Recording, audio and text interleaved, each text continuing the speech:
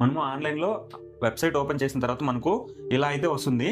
So ఇక్కడ చూసుకుంటే APPSC website, ఇక్కడ చూసుకుంటే డైరెక్ట్ రిక్వైర్మెంట్ ఓటీపీఆర్, ఇక్కడ చూసుకుంటే ఆన్లైన్ అప్లికేషన్ సబ్మిషన్. మనకు ఇలా 3 విండోస్ అయితే కనబడతాయి.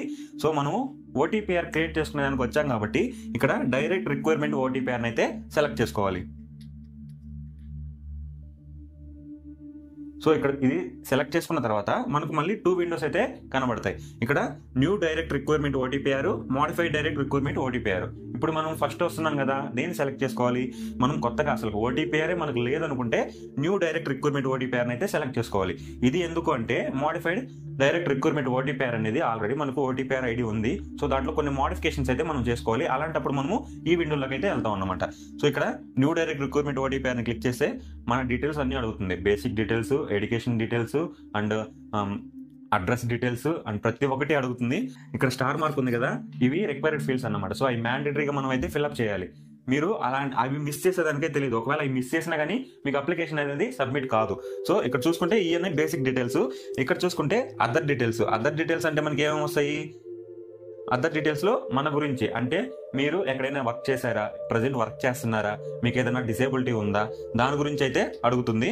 దాంట్లో మీ క్యాపబుల్ ఏంటో దాంట్లో అయితే ఆన్సర్స్ ఇచ్చేయండి. ఇక్కడ చూసుకుంటే సెకండ్ అడ్రస్ డీటెయిల్స్. అడ్రస్ అంటే మన పర్మనెంట్ అడ్రస్, మనము ప్రజెంట్ ఉన్న అడ్రస్ గురించి అడుగుతుంది. సో మీకు 2 అడ్రస్లు సేమ్ అయితే ఒకేసారి క్లిక్ చేసుకుని ఒకే అడ్రస్ అయితే మీరు సేవ్ చేసుకోవచ్చు. తర్వాత స్కూలింగ్ డీటెయిల్స్, అంటే మీరు స్కూల్ ఎక్కడ చదివారు, మీకు 4th క్లాస్ నుంచి 10th క్లాస్ వరకు అయితే అడుగుతుంది. ప్రతి ఒక్కటి ఇయర్తో సహా ఎక్కడ చదివారు అయితే మ్యాండేటరీగా అయితే ఇవ్వండి.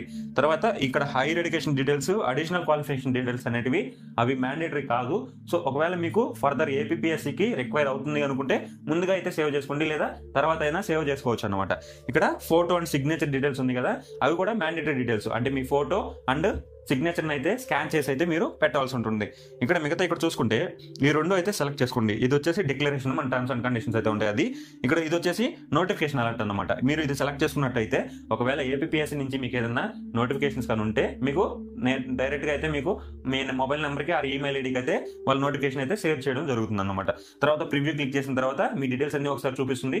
మొత్తం అయితే ఒకసారి చెక్ చేసుకుని సబ్మిట్ చేశారంటే మీ మొబైల్ నెంబర్కి OTPR ID and user name, OTPR ID, password అయితే మీ మొబైల్ నెంబర్కి అయితే వస్తుంది. సో దాని ద్వారా మళ్ళీ మన జాబ్కి అయితే అప్లై చేసుకోవచ్చు.